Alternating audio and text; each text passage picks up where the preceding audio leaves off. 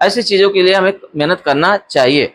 आलसी मत बनो, ठीक है, आलसी मत बनो, काम करो। अब मैं आपको बताऊंगा कि लोग काम क्यों नहीं कर पाते। हेलो, ये काम क्यों नहीं कर पाते, आज हम वो बताएंगे। चलो वचन निकालेंगे हम। अब मेरा वचन आज से अभी शुरू हुआ। प्रेरितों की किताब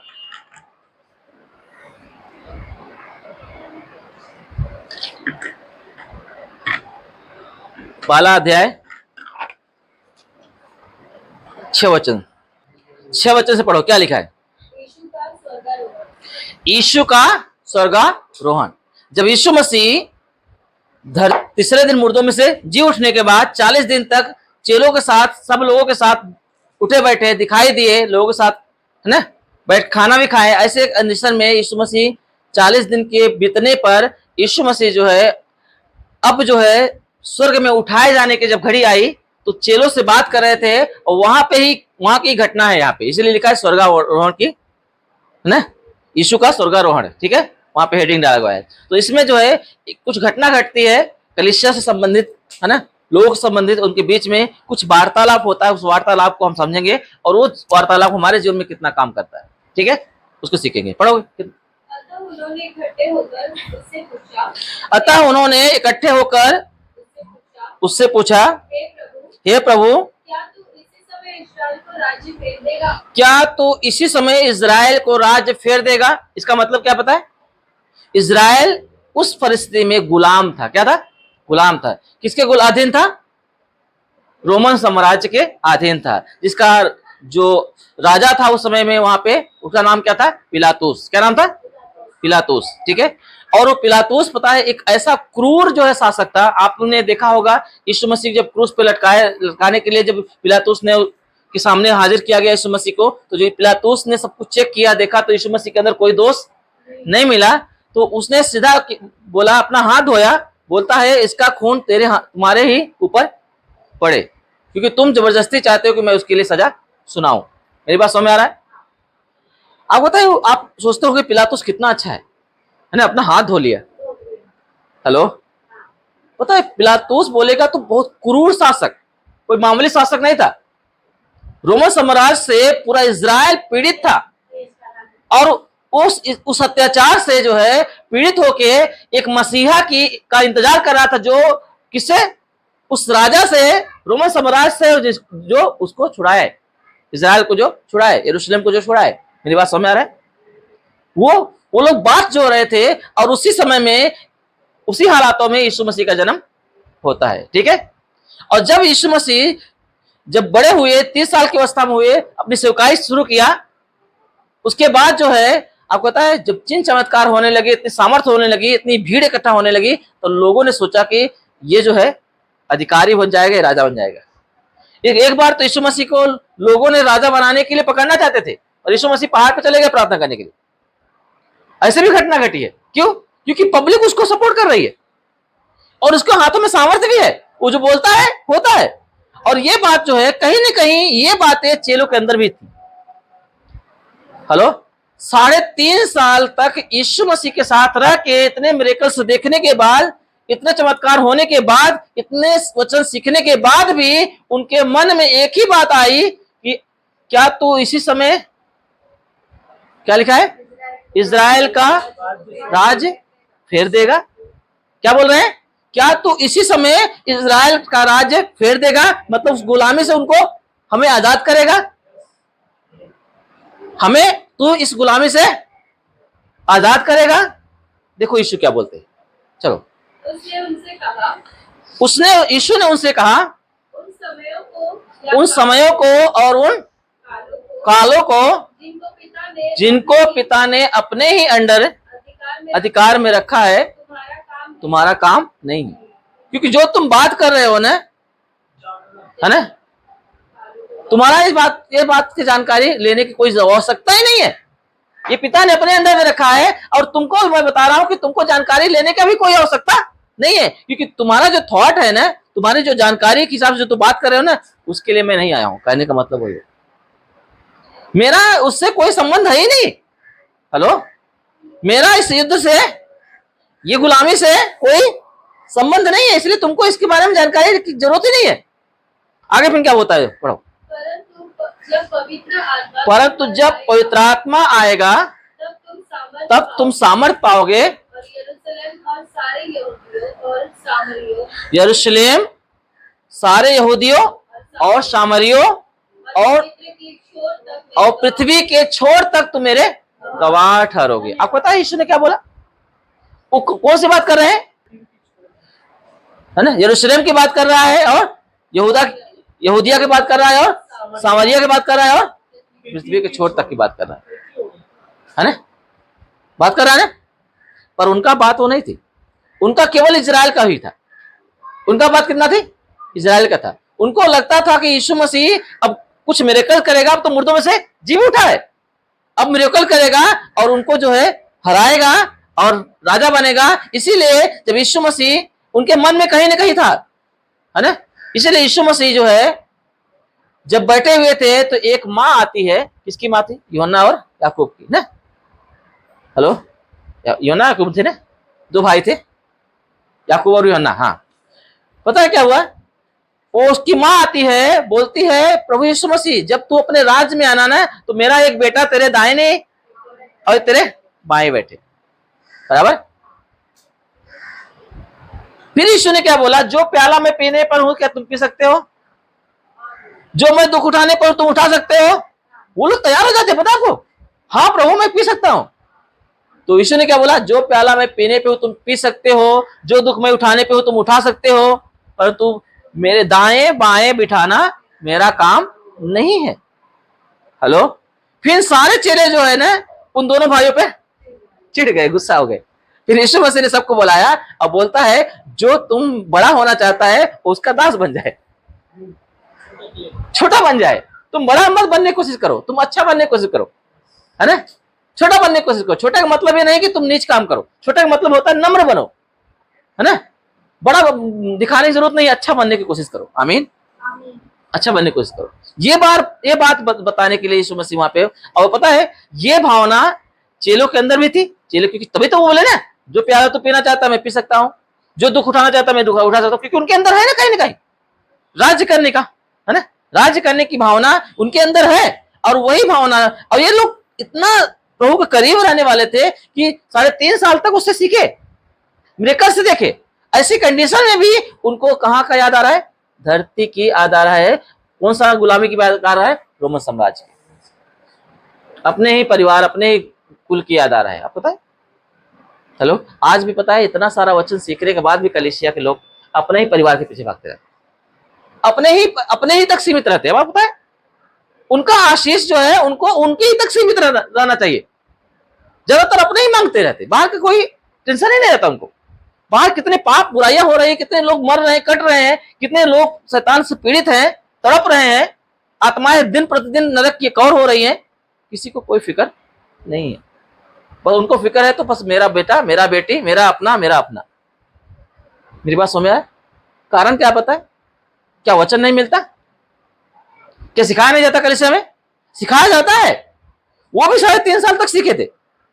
चेले लोग भी यीशु को मुर्दों में से जी उठने तक की घटना को देखा, इतने मिरेकल से देखे, और फिर भी उनके मन में उनका जो थॉट है उन्हीं के तक सीमित है ना? उन्हीं की जात तक सीमित है, उन्हीं के देश तक सीमित है। मेरी बात समझ में आ रहा है? हेलो। यीशु मसीह नहीं बोलता कि तुम उनको मैं छुड़ाना नहीं चाहता। हेलो, बोलता है मैं यरूशलेम को भी छुड़ाना चाहता हूं और यहूदियों को भी छुड़ाना चाहता हूं और सामरियों को भी छुड़ाना चाहता हूं और दुनिया के छोर तक काम करना चाहता हूं। और ये काम कौन करेगा पता? तुम करोगे। अभी तक तुम क्या सोच रहे हो पता है? अपने परिवार तक सीमित हो, अपने घर तक सीमित हो, अपने देश तक सीमित हो, अपने जात तक सीमित हो, है ना? परंतु जब पवित्र आत्मा तुम पर आएगा, आमीन, जब पवित्र आत्मा तुम पर आएगा तो तुम्हें सामर्थ्य मिलेगी, तब तुम वो भी देखोगे जो चाहते हो और दुनिया के कोने कोने तुम मेरे गवाह बनोगे। क्या अद्भुत बात बोला ना? हालेलुया। कितना अद्भुत है पता आपको? और पता है लोग पवित्र आत्मा से परिपूर्ण नहीं होना चाहते। पवित्र आत्मा जिस रास्ते में ले जाना चाहता है ना वो काम नहीं करते। पवित्र आत्मा का भूख प्यास नहीं है। वचन तो सीखते हैं। क्या यीशु मसीह के चेले लोग वचन नहीं सीखते थे? साथ में थे यीशु के। यीशु खुद वचन, खुद जीवन की रोटी है, वो खुद वचन है। आमीन। मेरी बात समझ आ रहा है? फिर भी उनके अंदर ये भावना थी। मैं बोलता हूं वचन सीखना तब सफलित होता है जब आप पवित्र आत्मा आपके साथ जाता, तब वो वचन जो है आपके लिए कार्यगर होता है। आमीन। क्योंकि वो सामर्थ देता है कि उन वचनों को लेके आप वो काम कर सको जिसके लिए प्रभु ने चुना है। आमीन। जिसके लिए धरती पे यीशु मसीह पैदा हुआ, जिसके लिए यीशु मसीह ने दुख उठाए, क्रूस पे जान दिया और फिर से तीसरे दिन मुर्दों में से जी उठा। 3 दिन के बाद मुर्दों में से जी उठा और स्वर्ग में उठा लिया गया, और वो सारी प्रधानताएं, सारे अधिकार, सारी सामर्थ्य कलीसिया को सौंप दिया। अब ये काम तुम करो। आमीन। जो तुम अपने घर तक सीमित है ना, तुमको मैं वहां तक काम भेजना कर रहा हूं। मेरी बात समझ आ रहा है? आज लोग नहीं कर पाते, लोग कमजोर हैं, घर तक सीमित रहते हैं, अपनी नौकरी तक सीमित होते हैं। मांगेंगे तो क्या मांगेंगे बताए? मेरा पगार बढ़ जाए, मेरा ये काम हो जाए। गवाही इतनी आती है ना, गवाही आती है ना, कहीं गवाही आती है। मैं बीमार था, ठीक हो गया, मेरे बच्चा बीमार था, ठीक हो गया, मेरा नौकरी बढ़ गई, पगार बढ़ गया, मेरा ये काम रुका था, हो गया। अरे कभी आपने तो गवाही दिया कि मैंने समाचार की प्रार्थना किया, दूसरा व्यक्ति चंगा हो गया, उसने मन फिराया? हेलो, एक दुष्ट व्यक्ति था जो गलत स्वभाव में चल रहा था, उसके लिए हमने प्रार्थना किया, दुआ किया, वो बदल गया। आपने कभी गवाही दिया? क्योंकि आप वहां तक सीमित नहीं हो। और इसका अभाव क्या है पता है? ये वचन का अभाव नहीं है, वचन कलीसिया में परमेश्वर बराबर दे रहा है, परंतु पवित्र आत्मा का आपके जीवन में स्थान न पाने की वजह से सारी गड़बड़ियां हो रही है। क्योंकि जिस स्वभाव में पवित्र आत्मा आपको देखना चाहता है, वो स्वभाव में आप होके दिखाई नहीं देते। जिस प्यास को वो ढूंढ रहा है कि मैं उसको जाके अंदर जाऊं और उनकी प्यास को बुझाऊं, वो प्यास लोगों के अंदर दिख नहीं रही है। इसकी वजह से नहीं हो रहा है। आज लोग अपने तक ही सीमित है। मेरी बात समझ आ रहा है? जैसे यीशु ने बोला, वो लोग वही काम किए, पवित्र आत्मा का ही प्यास के लिए तड़पने लगे। और वही एक भवन में इकट्ठा होके 120 लोग थे और प्रार्थना कर रहे थे, तभी पेंतिकोस्त का दिन आया था, पवित्र आत्मा उतरा था। हेलो, है ना? दूसरे अध्याय में, प्रेरितों के दूसरे अध्याय में 120 लोग थे, प्रार्थना कर रहे थे। आकाश बिजली चमकी, जमीन हिल गई और सबकी जीभ पर पवित्र आत्मा आग के समान उतर आया और जीभें फटने लगी। मेरी बात समझ आ रहा है आप लोगों को? वो सामर्थ से भर गए, जो बोल नहीं सकते थे, जो अपने तक सीमित थे, वो उठ के प्रचार करने लगे। हेलो, लोग हैरान हो गए, कैसा चल रहा है? जब तक आप नहीं, वो लोगों को जैसे यीशु ने बोला ना, वो करना शुरू कर दिए, है ना? आप पवित्र आत्मा मांगो, उसके साथ रिश्ता बनाओ, तब जाके ये वचन आपके जीवन में फलवंत होंगे। ये वचन आप काम कर पाओगे। आप वचन बहुत इकट्ठा कर रहे हो, परंतु उसे इस्तेमाल करने वाली जो सामर्थ्य है ना, आप पता है क्या लिखा है? आत्मा की तलवार क्या है? इफिसियों किताब में 6वें अध्याय में क्या लिखा है? आत्मा की तलवार क्या है? वचन। हेलो, वचन ले लिया, अब आत्मा लिया ही नहीं तो चलाएगा कौन? तलवार ले लिया, तलवार चलाने वाला कोई है ही नहीं। जो बाइबल बताती है कि आत्मा की तलवार क्या है? परमेश्वर का वचन है, और वचन हम पहले से ले रहे हैं। और जो चलाने वाला व्यक्ति है, जो पवित्र आत्मा है, जिसकी तलवार वचन है, और वो है ही नहीं है चलाने के लिए। हेलो, उसे तो रख ही नहीं रहे हो तुम, उसको रखो, वचन सुनो। वचन सुनना बहुत जरूरी है, क्योंकि वो आत्मा की तलवार है। आमीन। अब बता, जब पवित्र आत्मा उतरा, जो वचन यीशु मसीह ने सिखाया था, वही वचन उन लोगों ने इस्तेमाल करना शुरू किया। पता है, पवित्र आत्मा मिलने पर, बिना पवित्र आत्मा के वो कुछ नहीं कर पा रहे थे, पर सीखे रहते ना। 3.5 साल तक वो लोग सीखे यीशु मसीह के साथ रह के, परंतु उनका थॉट, उनका काम, उनका जो ना आलस ना, एक कमजोरी, एक छोटापन ना, कौन सा कि हम नहीं कर पाएंगे, हम अपने घर तक ही सीमित, हम इतना प्रयोग कर देना बहुत हो गया हमारे। हेलो, और आज हम लोग ऐसे करते हैं, बस अपना अपना अपना अपना। इसलिए सुसमाचार का आग नहीं उतरती। सुसमाचार का आग क्यों नहीं उतरती पता है? क्योंकि हमारे अंदर वो है ही नहीं ना। जिस दिन पवित्र आत्मा की आग आपके अंदर उतरेगी ना, आप सुसमाचार करे बगैर रह ही नहीं सकते, आप दूसरे की चिंता करे बगैर रह ही नहीं सकते। आप दौड़ना धूपना शुरू कर देंगे, आप तड़पना शुरू कर देंगे। क्यों मालूम है? वो जो अंदर बैठा है ना, वो ऐसे चटके मारेगा ना। यिर्मयाह किताब में लिखा है ना, यिर्मयाह में वो चटके मारता है ना, सोचो ना, हड्डियों को चटके मारेगा। आपको पता है आग के चटके लगते कैसे सरपड़ाते है ना, वैसे होता है। भाग के जाओगे आप, चिंता करोगे, काम करोगे, और पवित्र आत्मा उन तलवारों को इस्तेमाल करेगा ना, ऐसे ऐसे मिरेकल्स होंगे ना, ऐसे ऐसे चमत्कार होंगे, अंधे देखेंगे, लगड़े चलेंगे, मुर्दे जिंदा होंगे, बड़े सुनेंगे, पापी मन फिराएंगे। ये गाना ना, फसल काटेंगे, आत्मा जीतेंगे, प्रभु के राज्य को हम फैलाएंगे, अंधे देखेंगे, लगड़े चलेंगे, मुर्दे जिंदा होंगे, और पापी मन फिराएंगे। गाना है, गीत है। कब? जब फसल काटने के लिए निकलेंगे तब। आमीन। इसलिए पवित्र आत्मा से परिपूर्ण नहीं होगे तो आप अपने तक ही सीमित रहोगे। कहां तक? अपने तक सीमित रहोगे, है ना। पता है एक औरत थी जिसको कई सालों से बच्चे नहीं हो रहे थे, वो बांझ थी। वो कलीसिया में आई और वो फिर वो प्रार्थना करने लगी, उसको बच्चे ही नहीं दिया प्रभु ने। कहीं ना कहीं वो बच्चे के लिए ही आई थी, उसका मन प्रभु की ओर लगा हुआ नहीं था। क्या जाने प्रभु की क्या योजना थी, किसी किसी को तुरंत भी हो जाता है। परंतु पता है क्या किया उसने? चंगाई जब उसको बच्चा नहीं मिला ना, परंतु वो यीशु को समझना शुरू किया। पता है, फिर उसने एक बात बोला।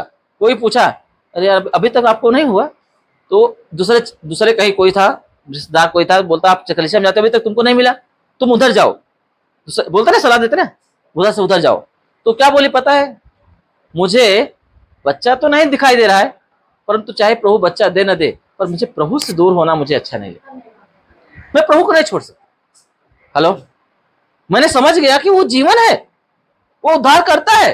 आपको पता है, और इतना उस प्रभु में लीन हो गई कि कुछ साल ऐसे बीत गए, उसको पता ही नहीं चला।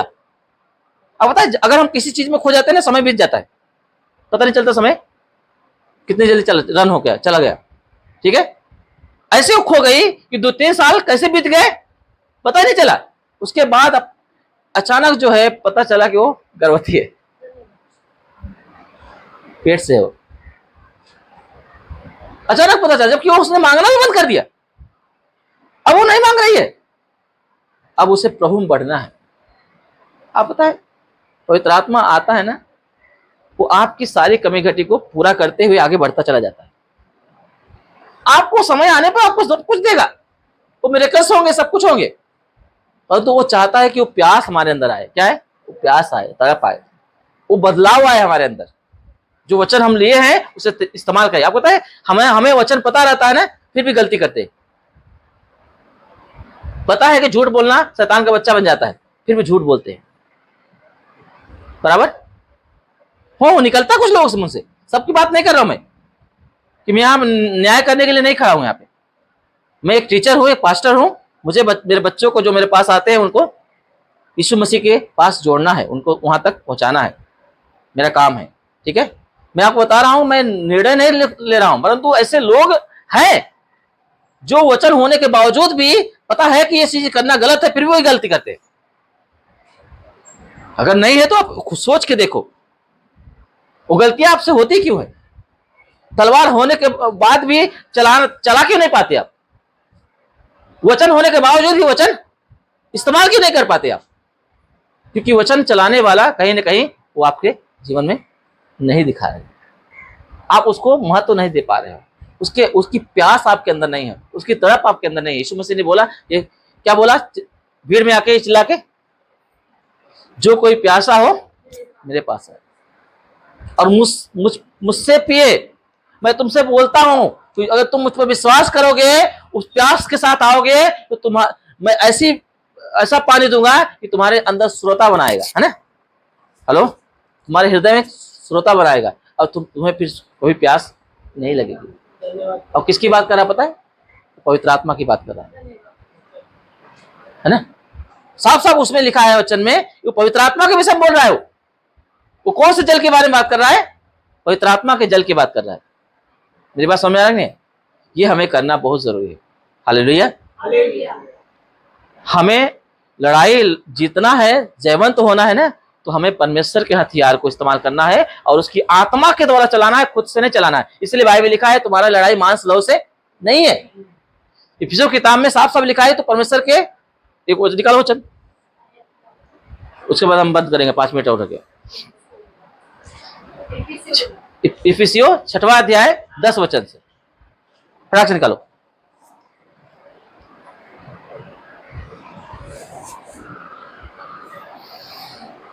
इसलिए प्रभु में और उसकी शक्ति के प्रभाव में बलवंत बनो।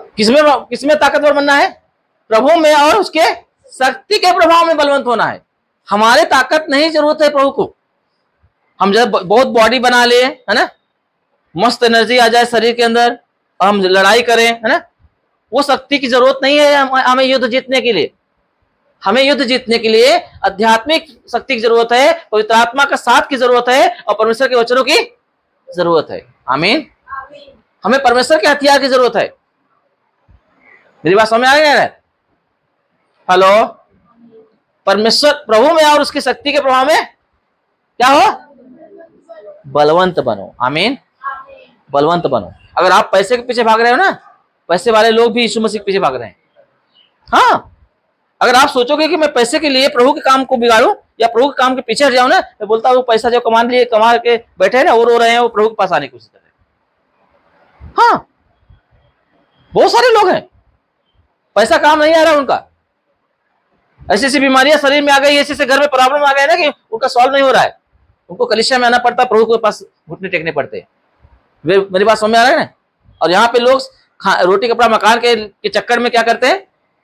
वचन क्या बोलता है सब जानने के बावजूद भी चल नहीं रहा है, यूज नहीं कर पा रहे, क्योंकि उनके अंदर प्यास ही नहीं है इसका, है ना। जो लड़ाई प्रभु चाहता है लड़ने के लिए, वो लड़ाई लड़ने के लिए हम कोई हथियार ही नहीं रखते, न तो हम उसको चलाने वाले को अपने साथ रखते, है ना। उसका कोई प्यास नहीं है। इसीलिए बोलता है तुम्हारी ताकत बढ़ाने से अच्छा, पैसे की ताकत बढ़ाने से अच्छा, है ना, बॉडी बिल्डर बनने से अच्छा है तुम क्या बनो? आत्मिक बनो। परमेश्वर के सारे हथियार बांधो, पर प्रभु में उसकी शक्ति के प्रभाव में तुम बलवंत बनो। और क्या लिखा है नीचे? परमेश्वर के सारे हथियार बांध लो, शैतान के युक्तियों के सामने खड़े, ताकि तुम शैतान की युक्तियों के सामने खड़े रहो, क्योंकि तुम्हारा ये मल्ल युद्ध है मांस और लहू से नहीं है। हाँ, प्रधानों से, अधिकारियों से, इस संसार के हाकिमों से, हाँ, अंधकार के हाकिमों से और दुष्ट की आत्मिक सेनाओं से है, जो आकाश मंडल में, है ना। हालेलुया। मांस और लहू से लड़ाई दिख रहा है। बोलता है उस शैतान के सामने खड़े होने के, उसकी सारे जो योजनाओं से तुम बच सको, क्योंकि वो क्या करता है? षड्यंत्र रचता रहता है। परमेश्वर सारे हथियार बांध लो ताकि उस शैतान के युक्तियों के सामने खड़े हो। तो हर पल युक्ति करता है, क्षण में घर में लड़ाई झगड़े कराता है, दोस्तों के साथ कराता है, आप कहीं ना कहीं से आपको गंदे चीजों में गिराने की कोशिश करता है। आप वो हमेशा चाहता है कि आप गलती करो, गिर जाओ। चलो, है ना। अब क्या होता है पता है? गलती हो गई, झगड़े लड़ाई हो गई, कुछ अनसक्सेस हो गए, कुछ चीजें नुकसान हो गया, तो किसी दूसरे के ऊपर झगड़ा कर, इसने बिगाड़ा, उसने किया ऐसा, उसने ऐसा किया। तो बता रहा हूँ तुम एक दूसरे से लड़ने से अच्छा है तुम जो ये सब षड्यंत्र रच रहा है उससे लड़ो ना। इससे पीछे जो ये मांस लहू के तुम देख कर रहे हो, आप किसको गाली सुनाओगे? किसके ऊपर गुस्सा करोगे? है ना, अपने लोगों पर करते ना, पड़ोसी के ऊपर करते हो, आप गुस्सा करते हो, परंतु उसके पीछे कौन काम कर रहा है वो नहीं ध्यान आ रहा है। वो तो मांस लहू है ना, उसको मार पीट के उसके ऊपर गुस्सा करके क्या फायदा तुमको मिलेगा? क्योंकि हमारी लड़ाई मांस लहू से है ही नहीं। हेलो, बहुत सारे लोग मारपीट करते, खास करके औरतें लोग बहुत मार खाती है। औरतें लोग, आदमी काम धंधा करके थक के आता है और थोड़ा सा कोई लगा लिया, है ना, और टेंशन में आया, अब उस समय में कुछ भी बोला तो उल्टा जवाब देना बोलना शुरू। अरे वो समय में तुमको क्या करना है? आदमी क्रोध में है, गुस्से में है ना, तो तुम उससे लड़ाई मत करो, वाद विवाद मत करो। हेलो, इससे पीछे जो इसके पीछे जो क्या उसका रीजन है ना, उसके लिए तो परमेश्वर का हथियार को इस्तेमाल करो ना यार। आज कितने औरतें लोग मार खाती है मालूम है? आदमी गुस्से में आया और भी गुस्सा दिला देते हैं, तो गुस्सा बाहर का गुस्सा अंदर दिखाई देता है ना। हेलो, बहस करने लगते। मैं बता रहा हूं कि एक आत्मिक औरत होगी, एक आत्मिक व्यक्ति होगा ना, वो हमेशा नम्रता को खोजेगा, छोटा बनेगा, ठीक है, और प्रभु के ऊपर भरोसा रखेगी, और हमेशा यही सोचेगी प्रभु जो करेगा अच्छा करेगा। दुख रहे, तकलीफ रहे, कैसे भी रहे, वो शांति से काम करेगा। आजकल के लोग, विश्वासी औरतें लोग भी, आदमी लोग से ऐसे बात करते हैं जैसे कहते हैं, कभी कहते हैं हाँ ऐसे तो किसी से बात करने की कोई वही नहीं है।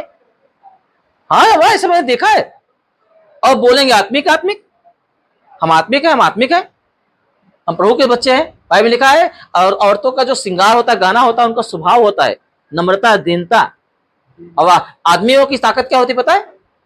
वो क्रोध नहीं करता हर जगह पे, अब है ना, जहां पे क्रोध की बात आती है अपने हाथों को उठा के प्रार्थना करता है। ये बताता है तिमोथी की किताब में, ठीक है।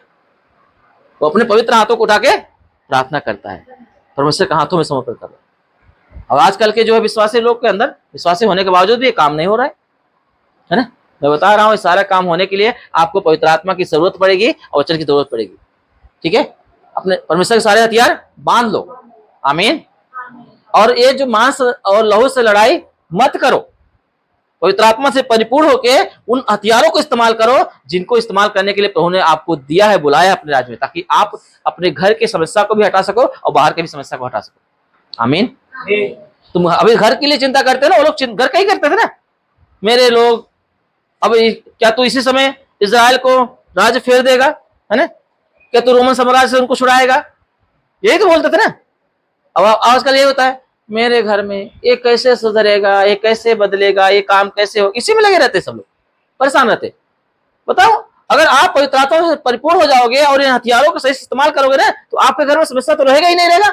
अब बाहर की समस्या को आप बाहर ठीक करोगे, क्योंकि ऐसे घर के अंदर एंट्री नहीं करने पाएगा, क्योंकि आपने क्या किया है, परमेश्वर के सारे हथियार बांध लिया है, और जो उसकी युक्तियां है ना, आप उनको जानते हो और उनका उसको आपके हथियारों से इस्तेमाल कर रहे हो, खत्म कर रहे हो। कौन सा हथियार? शांति, प्रेम, उद्धार, है ना, सब लिया हुआ है। सत्य, झूठ मत बोलो, समझ के लो। उद्धार का टोप, आत्मा की तलवार, जो परमेश्वर का वचन है, उसको इस्तेमाल करोगे। आप बोलोगे प्रभु बोलता है गुस्सा मत करो, गाली मत दो, झगड़ा मत करो, है ना। झगड़ा बांध के समान होता है जो बढ़ता जाता है ना। जैसे नाक का ना मुड़ने से खून निकलता है ना। अब उसी प्रकार से गुस्सा करने से झगड़ा बढ़ता है, और झगड़ा क्या होता है? हमेशा बर्बादी करता है, नुकसान ही करता है, ठीक है। इसलिए हमेशा पवित्र बनो, परमेश्वर की आत्मा को लो। भाई में लिखा है बिना पवित्र आत्मा के आप कुछ नहीं कर सकते, कोई नहीं कर पाया, ठीक है। पवित्र आत्मा से परिपूर्ण हो, वचन इस्तेमाल करना, तब आपको आएगा जी। कितना सारा वचन मैं सिखाता हूँ, मालूम है? कितने सारे वचन आपको पता होंगे। हर हफ्ते ऐसे ऐसे परमेश्वर गहरे गहरे राज्य खोलता है वचनों का, फिर भी लोगों की लाइफ में परिवर्तन नहीं आता, मन नहीं फिरा होता। आज भी वचन जानने के बावजूद भी इस्तेमाल नहीं कर पाते। इसका कारण क्या है? पवित्र आत्मा का आपके जीवन में प्रभाव न होना, उसका प्यास न होना, उसको इस्तेमाल करने वाला व्यक्ति को आप इजाजत नहीं दे रहे हो, उसको ले नहीं रहे हो। ओके, समझ में नहीं आया? तो अभी क्या करने का है? कलीसिया, यीशु ने क्या बोला उनको? जब तुम पवित्र आत्मा पाओगे तो सामर्थ पाओगे। तुम क्या? यरूशलेम, यहूदिया, सामरिया और पृथ्वी के छोर छोर तक तुम मेरे गवाह ठहरोगे। और उन लोगों ने क्या किया? वो बहस नहीं किया, वो लोग कुछ नहीं किया, वो सीधा पवित्र आत्मा के पाने के लिए प्रार्थना करना शुरू कर दिया। मुझे पवित्र आत्मा चाहिए, मुझे जब वो सहायक आएगा तो तुमको सारी बातें सिखाएगा। जो सिखाया हो तुम नहीं कर पा रहे ना, वो तुमको चलाना सिखाएगा। आमीन। सब कुछ करेगा वो पवित्र आत्मा के पीछे वो लोग पड़ गए, और पेंतीकोस्त का दिन आया, है ना। पवित्र आत्मा, वो लोग 120 लोग थे, एक जगह इकट्ठा थे, प्रार्थना कर रहे थे। आकाश से ना बिजली चमकी, है ना, धरती ऐसा हिल गई, भूकंप हुआ, और पवित्र आत्मा ये आग के समान उनकी जबान पे आ उतरा। आमीन। और सब पवित्र आत्मा से परिपूर्ण हो गए। हालेलुया। फिर वो काम होने लगा जो जिससे वो डर के बैठे हुए थे, वो बाहर निकलना शुरू कर दिए। इन्होंने कोई रोक नहीं पाया। लोग बोलते हैं ये तो पूरी दुनिया को उथल पुथल करने वाले लोग हैं। क्या बात है यार, है ना। लोग बोलने लगे ये दुनिया को उथल पुथल करने वाले लोग हैं, कोई मामूली नहीं है। ओहो, अद्भुत है। बनना है बनना है ना, नहीं बनोगे कुछ मतलब नहीं, क्योंकि रोमियो किताब में लिखा है जिसके पास पवित्र आत्मा नहीं हो परमेश्वर का जन नहीं है, क्योंकि वचन शैतान को भी पता है। आप कलीसिया वचन सीखने आते हो ना, तो वचन क्या आपको पता होने के पहले शैतान को पता है, शैतान को वचन बराबर पता है। हेलो, और वो वचनों को इस्तेमाल करता हो, और वो चाहता कि नहीं कि आप उसको इस्तेमाल करो, उन्हीं को लेके वो आपको नहीं करने के लिए वो षड्यंत्र रचता है। हेलो, वो नहीं चाहता कि आप इस्तेमाल करो, आप पवित्र आत्मा से परिपूर्ण हो जाओ, ठीक है, और वो वचन को इस्तेमाल करने की ताकत आपके अंदर आ जाए। आमीन। इसलिए बाइबल में लिखा है पवित्र आत्मा से परिपूर्ण होते जाओ। आमीन। पवित्र आत्मा से परिपूर्ण होते जाओ, बढ़ते जाओ उसमें, वो सामर्थ में बढ़ते जाओ। आमीन। उसका प्रभाव, उसका प्यास बढ़ता जाए। अगर आप पवित्र आत्मा से भर रहे हो, भर गए हो, और भी चाहो, और उमड़ता हुआ काम आया, और उमड़ती पवित्र आत्मा की सामर्थ आए। मेरी बात समझ में आ रहा है? वो चीज मांगो। आमीन। वो चीज मांगो। पवित्र आत्मा नहीं तो परमेश्वर का जन भी नहीं। ठीक है, आइए अपने आंखों को बंद करेंगे, सर को झुकाएंगे, प्रार्थना करेंगे। Thank you Jesus. स्वर्गीय पिता यीशु के नाम में पापा, आपका प्यार, आपकी दया के लिए धन्यवाद करते लॉर्ड, जो हमारे मध्य में होके प्रभु हम सबको टीच कर रहे हैं पिता। हमें आवश्यकता क्या है इस समय? हम बहुत वचन सीखते हैं पिता, और हमें सीखना भी है, क्योंकि आत्मा की तलवार वचन है। हमें उद्धार की जरूरत है, हमें सुसमाचार की सामर्थ की जरूरत है पिता। उन सारे हथियारों की जरूरत है पिता जो हमारे जीत के लिए आपने हमें दिया पापा, ताकि हम उन शत्रुओं को हरा सके पिता, जो आत्मिक है। वो युद्ध जो हर पल हम लड़ते हैं, मल्ल युद्ध है जो, वो आत्मिक है पिता, उसे हम जीत सके पिता। आज शैतान अपना काम बहुत तेजी से इस दुनिया में कर रहा है, पाप और बुराइयों को बढ़ा रहा है, उन आत्माओं को नष्ट कर रहा है जो आत्माएं आपके आराधना के लिए आपने बनाया पिता। वो बच्चों को नष्ट कर रहा है पिता। परंतु कलीसिया जो आपकी सामर्थ्य से भरनी चाहिए, जिसके अंदर वो अधिकार है, वो प्रधानताएं हैं जो आपने कलीसिया को दिया है पिता, वो होने के बावजूद भी आज वो कलीसिया कमजोर और दुर्बल होती है, क्योंकि जो चीज इस्तेमाल करने वाला जो पवित्र आत्मा है उससे वो अलग रहते हैं, उसे वो काम करने नहीं देते, वो तलवार चलाने नहीं देते। और आपने यही बोला, जब तुम पवित्र आत्मा पाओगे तो तुम सामर्थ पाओगे, तभी तुम अपने परिवार का भी हित देख पाओगे, अपने लोगों का देख पाओगे, दुनिया के कोने कोने के लोगों को तुम अच्छा होते हुए देख पाओगे, और तुम गवाही तुम्हारी बढ़ती जाएगी, तुम गवाह बनोगे। आज वो सामर्थ पवित्र आत्मा जी इनके जीवन में आने दे पिता। आज से पवित्र आत्मा के प्यास से बने पिता, वचन से भरते जाए, पवित्र आत्मा को अपने जीवन में ले, ताकि उन वचनों को इस्तेमाल करे पापा। आज जहां कहीं ये गिरे हैं पिता, उन्हें उठा पिता, सहायता कर पिता।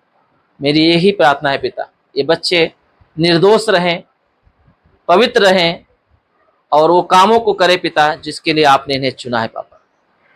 उन आत्माओं के खोजी बने पिता, जो भटकी हुई हैं, जो जिन्हें तू वापस लौटा ले आने के लिए तूने हमें चुना पापा। आज इस कलीसिया को चुना खड़ा किया पिता, ये कलीसिया को मजबूत कर पिता। मैं आपका सेवक प्रभु प्रार्थना करता हूँ इस कलीसिया को लेके पापा, आप अनुग्रह दे पिता, इस कलीसिया पर दया करे पिता, इन बच्चों को आशीष करे पिता, और इनके जीवन में कोई भी गड़बड़ी न पाई जाए पिता। हमेशा पवित्र आत्मा इन्हें अगुवाई करे और इनके साथ रह के इन्हें जयवंत करे पिता। कहीं भी ऐसा बाइबल में नहीं लिखा है कि आप हमारे लिए हार बनाए हैं, आप नुकसान बनाए हैं पिता। नरक भी बनाया है तो प्रभु आपने मनुष्य के लिए नहीं परंतु शैतान के लिए बनाए पिता। आपने कोई भी चीजें ऐसा नहीं दिया जिसमें हम अनसक्सेस हो जाएं, असफल हो जाएं, जहां पे हमारी हानि की हो पिता।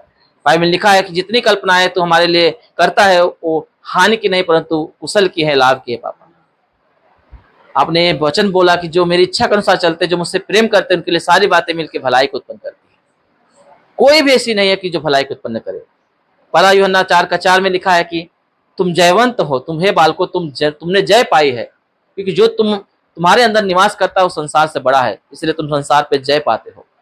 आज यीशु के नाम में पापा, ये जितने भी जयवंत जीवन का जो आशीष है पिता, जो आपने अपने बच्चों को दिया पिता, इस कलीसिया को हर एक सदस्य को मिलने पाए पिता, इन बच्चों को मिलने पाए पिता, और जयवंत का जीवन जिए पिता, सदा जय के उस समय इन्हें ले चल पिता। यीशु के नाम में मांगते पिता, आमीन आमीन।